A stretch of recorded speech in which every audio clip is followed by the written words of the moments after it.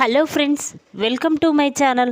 Friends, మా ఛానల్ని మీరు ఫస్ట్ టైం చూస్తున్నట్లయితే తప్పకుండా సబ్స్క్రైబ్ చేసుకోండి. పక్కనే ఉన్న బెల్ ఐకాన్ని క్లిక్ చేసి ఆల్ ఆప్షన్ని సెలెక్ట్ చేసుకోండి. ఫ్రెండ్స్, ఈ వీడియో చాలా ఇంట్రెస్టింగ్గా ఉండబోతుంది. తప్పకుండా చివరి వరకు చూడండి. ఇక స్టోరీలోకి వెళ్ళినట్లయితే, ప్రేమ తిరుపతి దగ్గరికి వచ్చి, బాబాయ్, ఈ వీధిలో వాళ్ళందరూ నీకు చాలా బాగా తెలుసు కదా, అందుకే నేను ట్యూషన్ చెప్పాలనుకుంటున్నాను, వాళ్ళ పిల్లలని ట్యూషన్కి రమ్మని చెప్పు బాబాయ్ అని ప్రేమ అనగానే, అప్పుడు తిరుపతి, సరే అమ్మా, నువ్వు కాలేజీ నుంచి వచ్చేసరికి పిల్లలందరూ ట్యూషన్ కోసం మన ఇంటి దగ్గర వెయిట్ చేస్తూ ఉంటారు అని చెప్పి ఇక తిరుపతి అక్కడి నుంచి వెళ్ళిపోతాడు. ఇంతలోనే ధీరజ్ అక్కడికి వచ్చి, ఏంటి ప్రేమ, ఇప్పుడు నువ్వు ట్యూషన్ చెప్పవలసిన అవసరం ఏముంది అని ధీరజ్ అనగానే, అప్పుడు ప్రేమ, అదేంటి ధీరజ్ అలా మాట్లాడతావు, నువ్వు మన ఇద్దరి ఖర్చుల కోసం ఇంట్లో నెలకి 10,000 రూపాయలు ఇస్తానని ఒప్పుకున్నావు. ఇప్పుడు కాలేజీ ఫీజులు కట్టడానికి నువ్వు ఒక్కడివి చేస్తే సరిపోదు కదా, నేను కూడా కొంతమంది పిల్లలకి ట్యూషన్ చెప్పి నీకు సహాయంగా ఉంటాను అని ప్రేమ అంటుంది. ఇక ఆ మాటలు విన్న ధీరజ్, సరే ప్రేమ, నీ ఇష్టం అనగానే ఇక ప్రేమ చాలా సంతోషపడుతూ ఉంటుంది. ఇంతలోనే సాయంత్రం అవుతుంది. ఇక కొంతమంది పిల్లలందరూ కూడా ఇంటికి వచ్చి ట్యూషన్ కోసం ఎదురు చూస్తూ ఉంటారు. ఇంతలో ప్రేమ ధీరజ్ దగ్గరికి వెళ్ళి, ధీరజ్, ఈరోజు ఫస్ట్ టైం నేను పిల్లలకి ట్యూషన్ చెప్పబోతున్నాను, కంగ్రాట్స్ చెప్పవా అని ప్రేమ అనగానే, అప్పుడు ధీరజ్, చూడు ప్రేమ, నువ్వు ఫస్ట్ టైం ట్యూషన్ చెప్పబోతున్నావు కదా, సాంప్రదాయబద్ధంగా నువ్వు నా కాళ్ళకి దండం పెట్టి ఆశీర్వాదం తీసుకో అని ధీరజ్ అనగానే, అప్పుడు ప్రేమ, అవునా ధీరజ్, అలా చెయ్యాలా, అయితే సరే అని చెప్పి ఇక ప్రేమ ధీరజ్ కాళ్ళు మొక్కి ఆశీర్వాదం తీసుకుంటుంది. ఇక దాంతో ధీరజ్, అదేంటి ప్రేమ, నేను ఏదో మాట వరుస కన్నాను, అంత మాత్రాన నువ్వు నా కాళ్ళు మొక్కడం ఏంటి అనగానే, అప్పుడు ప్రేమ, అదేంటి ధీరజ్, నువ్వు నా మెడలో తాళి కట్టావు, ఇప్పుడు నువ్వు నా భర్తవి, నువ్వు నా బాగోగులు చూసుకున్నప్పుడు నీ దగ్గర నేను ఆశీర్వాదం తీసుకుంటే తప్పేముంది అని చెప్పి ప్రేమ అనగానే, అప్పుడు ధీరజ్, సరే ప్రేమ, కంగ్రాట్స్ అని చెప్పి ఇక ప్రేమకి కంగ్రాట్స్ చెప్పి అక్కడి నుంచి వెళ్ళిపోతాడు. ఇక ప్రేమ రోజులాగానే పిల్లలకి ట్యూషన్ చెప్తూ ఉంటుంది. ఇక ఇదంతా వేదవతి చాటుగా చూసి చాలా సంతోషపడుతూ ఉంటుంది. ప్రేమ ధీరజ్ ఒక్కటైపోయారు. వీళ్ళ మనసులు ఒకరికొకరు అర్థం చేసుకున్నారు. ఆ రోజు ప్రేమ మెడలో తాళి కట్టినప్పుడు ధీరజ్ ప్రేమని అసహించుకున్నాడు. ప్రేమ కూడా ధీరజ్ అంటే చాలా కోపంగా ఉండేది. కానీ అలాంటి వాళ్ళు ఇప్పుడు భార్యాభర్తలుగా ఎంతో సంతోషంగా ఉంటున్నారు. ఇక వీళ్ళకి వెంటనే శాంతి ముహూర్తం పెట్టించి శోభనం జరిపించాలి అని చెప్పి వేదవతి అనుకుంటూ ఉంటుంది. వెంటనే రామరాజు దగ్గరికి వెళ్తుంది.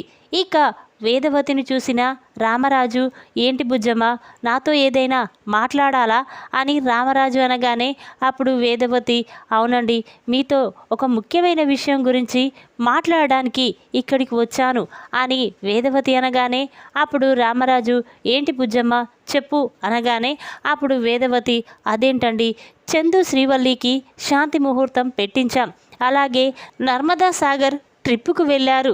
ఇక వాళ్ళు ఒక 4 వారం రోజుల దాకా ఇంటికి రారు.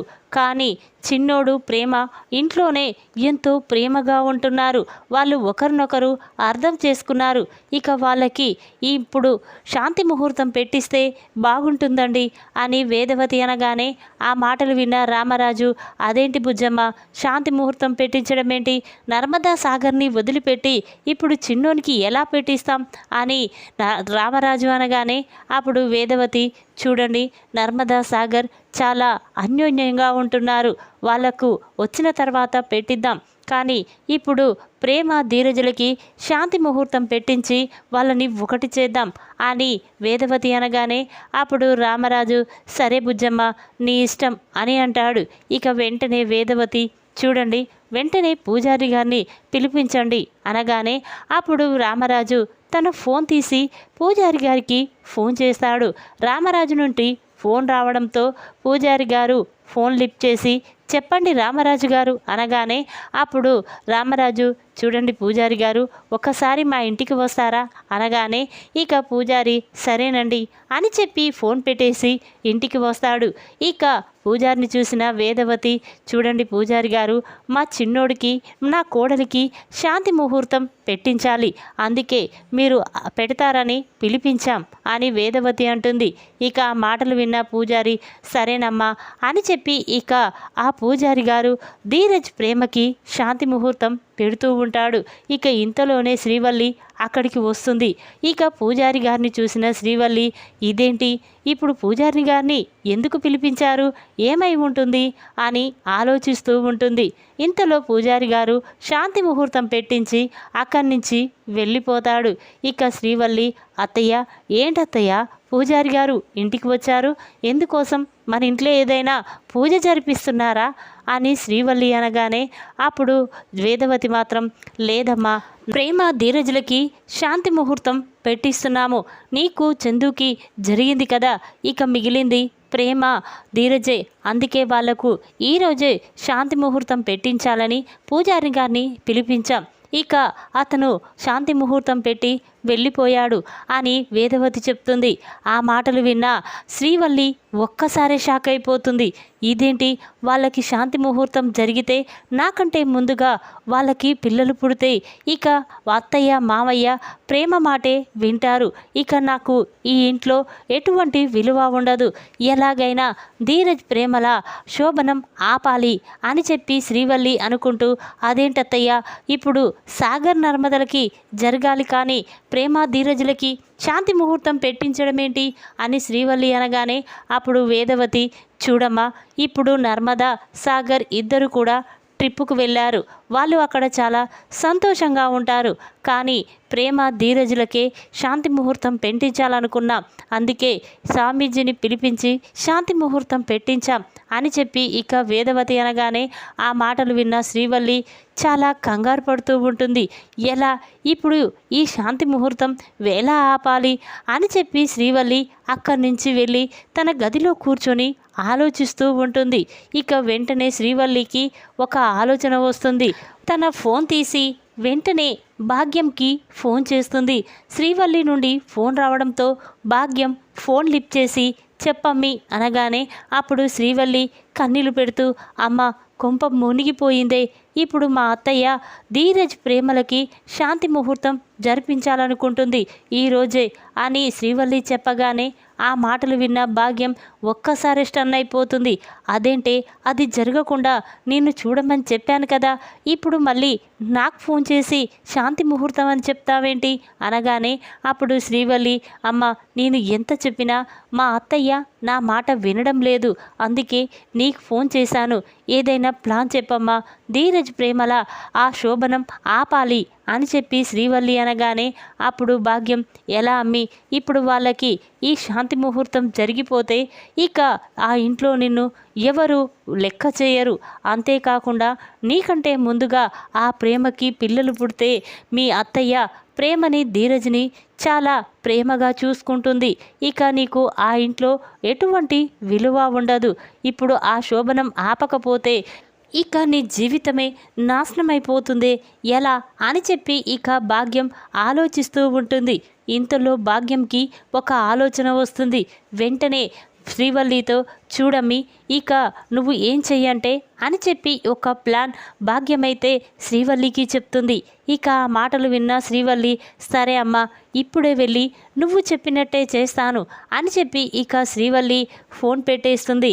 అమ్మ చెప్పినట్టు చేస్తే ఇక ఆ ప్రేమకి ధీరజ్కి శోభనం జరగదు, ఇక ఈ ఇంట్లో నేనే మహారాణిలా ఉండొచ్చు, నా మాటే వేదంలా చూస్తారు అని చెప్పి శ్రీవల్లి అనుకుంటూ ఉంటుంది. ఇంతలోనే వేదవతి ప్రేమని రెడీ చేస్తుంది. ఇక శ్రీవల్లి అని పిలుస్తూ ఉంటుంది.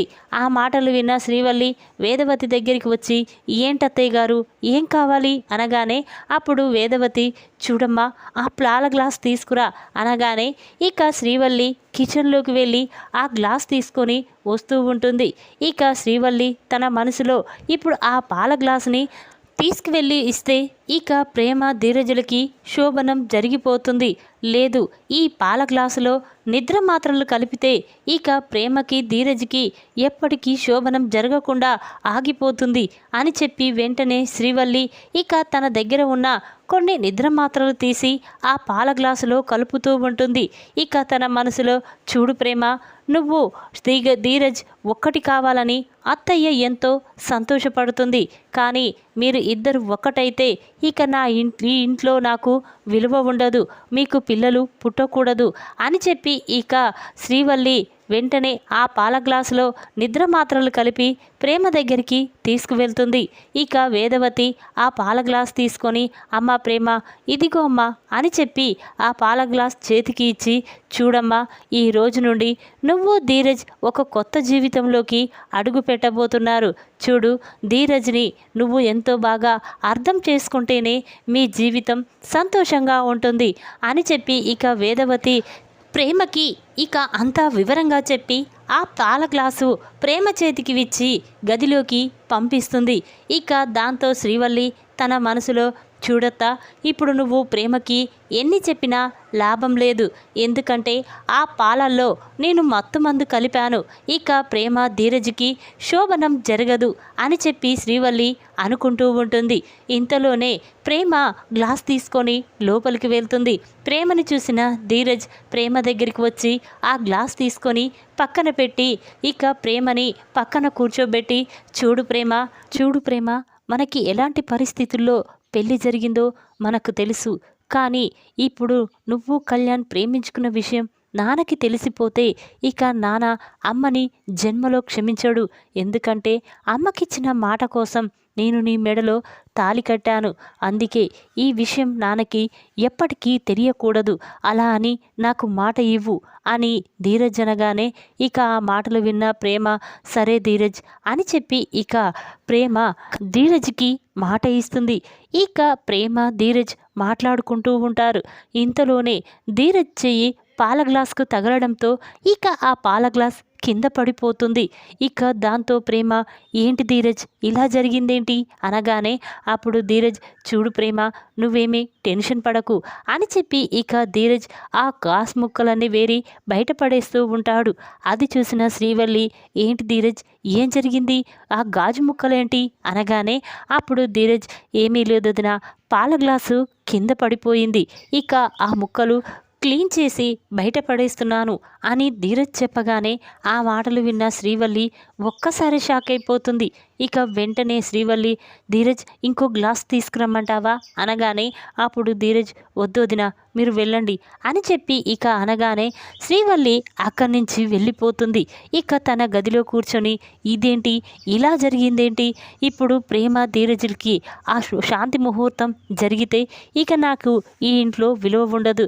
ఇదంతా అత్తయ్య వల్లే, అసలు అత్తయ్యని నిలదీస్తేనే ఇదంతా బయటపడుతుంది అని చెప్పి శ్రీవల్లి వెంటనే వేదవతి దగ్గరికి వెళ్ళి, ఏంటత్తయ్య ఇలా చేశారు, సాగర్ నర్మదని వదిలేసి ఇప్పుడు ప్రేమ ధీరజులకి శాంతి ముహూర్తం పెట్టించడమేంటి అని చెప్పి ఇక శ్రీవల్లి వేదవతికి అంటూ ఉంటే అప్పుడు వేదవతి, ఏంటి శ్రీవల్లి, నిన్ను చూస్తుంటే నీ మాటలు వింటుంటే నాకేదో అనుమానంగా ఉందేంటి, అయినా ప్రేమ ధీరజులకి శాంతి ముహూర్తం పెట్టించిన దగ్గర నుంచి నిన్ను గమనిస్తూనే ఉన్నాను.